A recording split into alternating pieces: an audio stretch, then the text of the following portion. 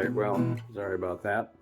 Hi, Doc Hanson here with another Good Time guitar. I've got a great old guitar here. This is a classic. This is a 1963 Epiphone FT-30 Caballero.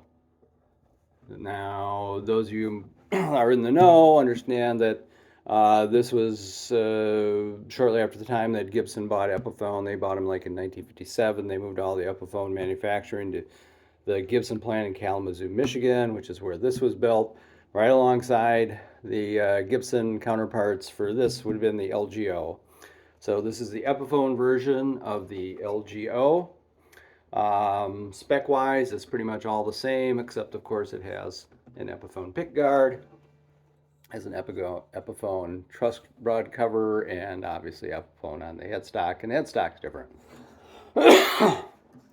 So these guitars, which of course were like the lower cost Epiphone Gibsons that you could buy at the time, all mahogany, solid mahogany top, mahogany rims, back or sides and back.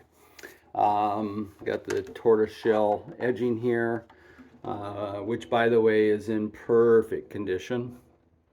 So some of the things about this guitar to make a note. Now in '63 these came with the infamous plastic bridge. The previous owner of this guitar, I bought this from the son-in-law of the original owner of this guitar.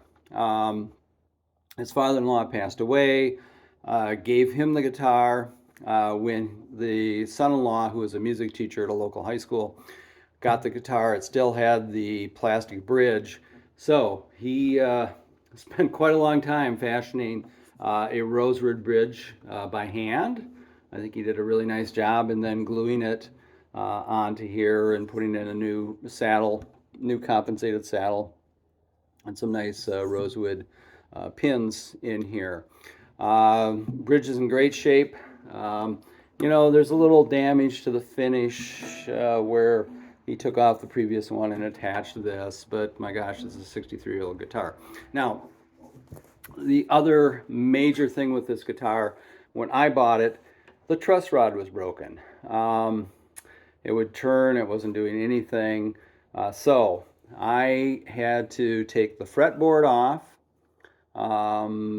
extract the truss rod, which on these is a bit of a chore because the truss rod is embedded into the neck, and then there's a nice piece of mahogany that goes with there, so you got to dig that out, get the truss rod. I got that out, welded the tip of the truss rod, which is the point that goes down here on the guitar.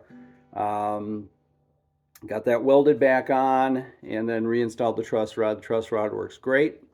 The action on this guitar is what I would consider to be perfect. 3/32 here at the 12th fret on the low E. There is space on the saddle if you want to bring it down a little more, but if you're looking for one of these guitars, you know, maybe you're looking for a great finger picker, something you can play blues on, something you can sit on the sofa and just play as well. This is just an amazing, amazing guitar.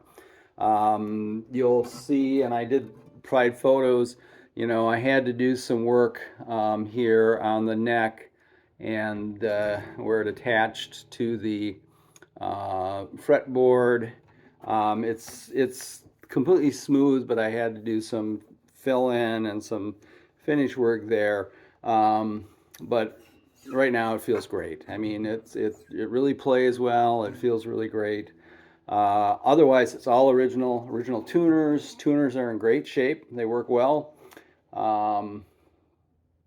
You know, no issues whatsoever with the top or the sides and the back. I mean, it's really in very good condition, except for that, you know, truss rod change here. So there you go, 1963 Epiphone FT-30 Caballero, made at the Gibson factory in Kalamazoo, Michigan. So check it out. Truly is an outstanding guitar. Comes with the original case. It's a hard case. 60, you know, it's old, but the structurally is great. Some of the Vinyl is coming off a little bit, but otherwise the case is in great shape as well. All right, thanks. Bye.